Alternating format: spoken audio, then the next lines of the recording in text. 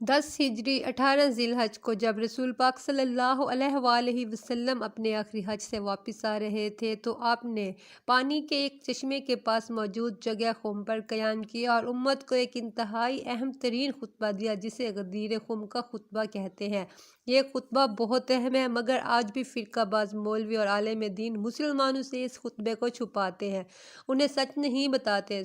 ये लोग तरह तरह की कम दर्जा और ज़ईफ़ रिवायतों को पेश करके इस खुतबे को दबाने की कोशिश करते हैं और पिछले 1400 सालों के अंदर सिर्फ पिछले 5 सालों में इन अहादीस मुबारक को आलिम दीन जब सामने लेकर आए तो लोगों पर इसकी हकीकत खुली। देखें, इस्लाम किसी फ़िरका की शक्ल में नहीं आया था, बल्कि अल्लाह ने हमें मुसलमान बनाया है जिनका एक ही फ़िरका है और वो है मज़हब इस्लाम। मुसलमान की तालीमात और उसके अहकामात का मरकज़ सिर्फ कुरान और हदीस है और इस वीडियो के अंदर भी हम इसी हवालों से बात करेंगे। लेकिन अगर आप इस वीडियो को अपने फ़िरका की मुनासबत से देखेंगे और जज करेंगे तो बराए मेहरबानी इसे मत देखें, ये आपके लिए नहीं है। लेकिन अगर आप खुद को मुसलमान कहते हैं और बिना फ़िरका वारियत की हकीकत को जानना चाहते हैं तो ये वीडियो आपकी ज़िंदगी की अहम तरीन वीडियो साबित होगी, क्योंकि ये आपकी सोच को हमेशा के लिए बदल के रख देगी। ये हकीकत बताना इसलिए भी ज़रूरी है कि हम जैसे दीन के तालिबे इल्म,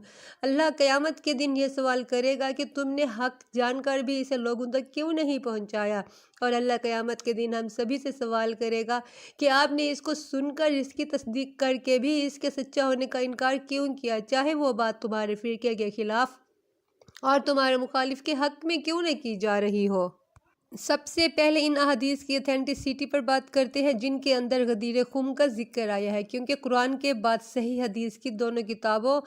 यानी सही मुस्लिम और सही बुखारी के अंदर ये मौजूद है। ये इतनी मुस्तनिद और बार बार रिवायत हुई है कि मुसलमानों के तमाम बड़े फ़िरके इन पर मुत्तफ़िक हैं कि ये सही अहादीस हैं। मुसलसल इतनी बार बयान हुई है कि झूठ हो ही नहीं सकती। कुरान और हदीस में बुनियादी फ़र्क यही है कि कुरान करीम जैसे आसमान से अल्लाह की तरफ से नाजिल हुआ बिल्कुल वैसे ही उन्हीं अल्फाज के साथ महफूज है, जबकि अहादीस मुबारक को मफ़हूम के लिहाज से महफूज किया गया है। कई सहाबा ने एक ही हदीस को अपने अपने अल्फाज के अंदर बयान किया, मगर इन सब का मफ़हूम क्योंकि एक जैसा था तो ये बिल्कुल सही हदीस या मुतवातिर हदीस बन जाती है, जैसे कि गदीर खुम के केस में है। क्योंकि ये ज़रूरी नहीं खुतबा के हर एक अल्फाज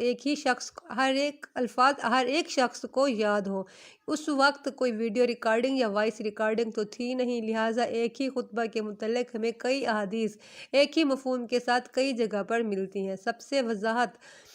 से इस गदीर खुम का खुतबा की तफसीलात हमें सही मुस्लिम की हदीस नंबर 2562 के अंदर मिलती है। ताबईन ऐसे लोगों को कहते हैं जिन्होंने रसूल पाक सल्लल्लाहु अलैहि वसल्लम को ना देखा हो और ना ही उनकी सोबत में रहे हो, बल्कि आपके सहाबा को देखा हो और उनकी सोबत में रहे हों। इस हदीस मुबारक के मुताबिक 3 ताबईन रसूलुल्लाह सल्लल्लाहु अलैहि वसल्लम के साबिकून अव्वलून यानी इस्लाम के आगाज़ में मुसलमान होने वाले चंद लोगों में से एक मुतबिर सहाबी हज़रत ज़ैद बिन अरकम के पास गए। उन तीनों में से एक ताबी का नाम हज़रत हुसैन बिन सिबरा था। उन्होंने ज़ैद बिन अरकम से कहा कि ज़ैद, अल्लाह ने आपको खैर कसीर अता की, अल्लाह ने आपको रसूलुल्लाह सल्लल्लाहु अलैहि वसल्लम की ज़ियारत अता की, आपने रसूलुल्लाह की बात सुनी, उनके साथ मिलकर जिहाद किया, उनकी इमामत के अंदर नमाज़ें पढ़ी। आप हमें रसूल पाक सल्लल्लाहु अलैहि वसल्लम की कोई हदीस तो सुनाएं।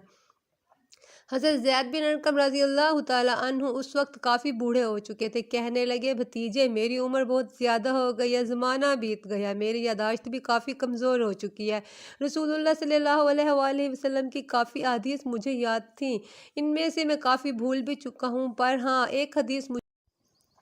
बिल्कुल आज भी सही से याद है, जो मैं तुम्हें बयान कर देता हूँ कि रसूलुल्लाह सल्लल्लाहु अलैहि वसल्लम आखिरी हज के खुतबा से वापसी पर मक्का और मदीना के दरमियान वाक़िया खुम के पानी के मकाम पर खुतबा देते हैं और आप सल्लल्लाहु अलैहि वसल्लम ने अल्लाह की हम्द सना बयान की। इसके बाद हमें वाज़ व नसीहत की और उसके बाद फरमाया कि ऐ लोगों, मैं भी इंसान हूँ, करीब है कि मेरे रब का भेजा हुआ मौत का फरिश्ता मौत का पैगाम लेकर आए और मैं उसे कबूल कर लूँ। लेकिन मैं अपने बाद तुम में 2 बड़ी भारी चीज़ें छोड़े जा रहा हूँ। पहली तो अल्लाह की किताब, इसमें हिदायत है, नूर है। अल्लाह की किताब और मेरी हदीस को मजबूती से थामे रहो। اور اس کو مضبوطی سے پکڑے رہو، یعنی آپ صلی اللہ علیہ وآلہ وسلم کا فرمان تھا کہ یہ کتاب تمہیں گمراہی یعنی فرقہ واریت کی لعنت سے بچائے گی، اس لیے ہر معاملے کے اندر صرف اسی سے ہدایت حاصل کرنا۔ پھر فرمایا دوسری چیز ہے میرے اہل بیت، میں تمہیں اپنے اہل بیت کے بارے میں اللہ کا خوف دلاتا ہوں، یعنی ان کے معاملے میں اللہ سے ڈرنا، میرے بعد ان پر ظلم مت کرنا۔ یہ الفاظ آپ نے مسلسل 3 دفعہ دہرائے۔ حضرت زید بن ارقم ان الفاظ کو سن کر حسین نے کہا کہ اے زید، آپ صلی اللہ علیہ وآلہ وسلم کے اہل بیت یعنی گھر والوں سے مراد کون لوگ ہیں؟ کیا آپ صلی اللہ علیہ وسلم کی ازواج مطہرات یعنی پاک بیویاں بھی اہل بیت کے اندر شامل ہیں؟ زید بن ارقم نے کہا کہ ازواج مطہرات بھی اہل بیت کے اندر داخل ہیں، لیکن دراصل اہل بیت وہ ہیں جن پر زکوٰۃ حرام ہے۔ زید بن ارقم نے کہا کہ علی، عقیل، جعفر، عباس کی اولاد ہے۔ سادہ الفاظ میں حضرت علی اور ان کے تمام بھائیوں کی اولاد ہے، یعنی حضرت علی اور ان کے بھائی رسول اللہ صلی اللہ علیہ وآلہ وسلم کے چچا ابو طالب کے بیٹے۔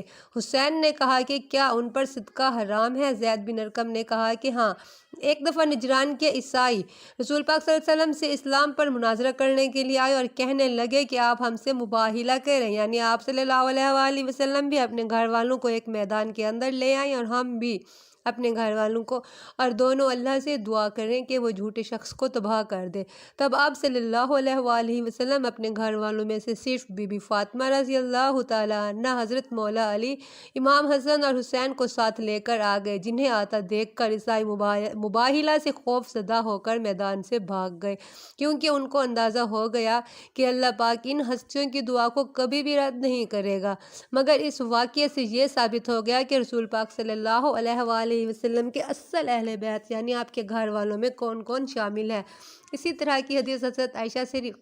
روایت ہے، جس کے مطابق آپ صلی اللہ علیہ وآلہ وسلم نے ایک چادر میں حضرت علی، حضرت فاطمہ، حضرت حسن اور حضرت حسین کو لپیٹا اور فرمایا یہ میرے اہل بیت ہیں، جو ان سے محبت رکھے گا اللہ ان سے محبت رکھے گا، جو ان سے بغض رکھے گا اللہ بھی ان سے بغض رکھے گا۔